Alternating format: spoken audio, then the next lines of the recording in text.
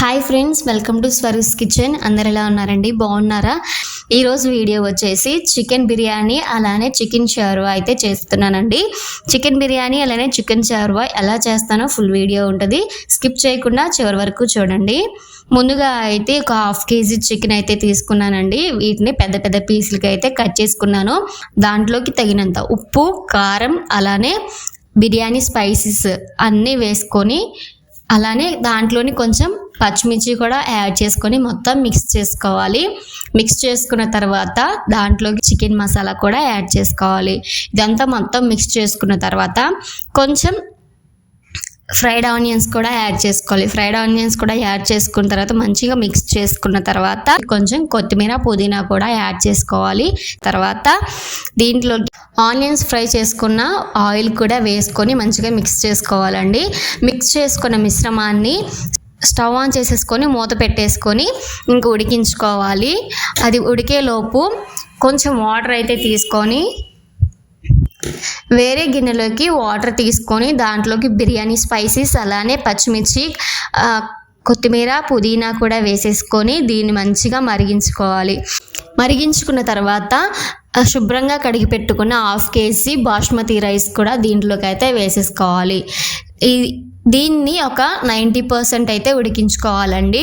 90% ఉడికిన తర్వాత దీంట్లోకి చికెన్ అయితే ఉడకపెట్టేసుకుంటున్నాం కదా, దాంట్లో అది చికెన్ 70% అయితే ఉడికితే సరిపోతుంది. ఉడికిన చికెన్లోకి మనము ఉడకపెట్టుకున్న రైస్ని కూడా 90% అయితే ఉడకపెట్టుకున్నాం కదండి, ఆ రైస్ని కూడా వేసేసి దమ్ పెట్టేసుకోవాలి. దమ్ పెట్టేసుకొని ఒక 30 minutes అయితే ఉడికించుకుంటే మనకి వేడివేడిగా చికెన్ దమ్ బిర్యానీ అయితే రెడీ అయిపోతుంది. అలానే చికెన్ షార్వా ఎలా చేస్తానో ఇప్పుడు చూడండి. ముందుగా స్టవ్ ఆన్ చేసేసుకొని గిన్నె అయితే పెట్టేసుకోవాలి. గిన్నె పెట్టేసుకున్న తర్వాత దాంట్లోకి తగినంత ఆయిల్ అయితే వేసుకోవాలండి. ఆయిల్ వేసుకున్న తర్వాత దీంట్లోకి చికెన్ 1/2 kg చికెన్ అయితే తీసుకున్నాను. 1/2 kg చికెన్ కూడా వేసేసుకోవాలి.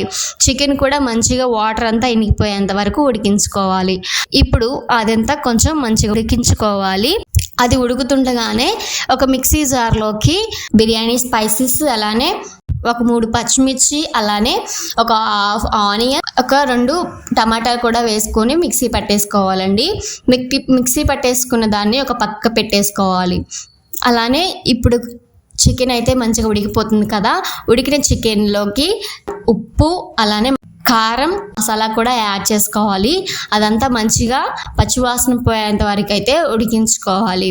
చికెన్ అయితే మంచిగా ఉడికిపోయింది కదండి, ఇంకా మిక్సీ చేసుకొని పెట్టుకున్న ఆ స్పైసెస్ కూడా దీంట్లోకి అయితే యాడ్ చేసుకోవాలి.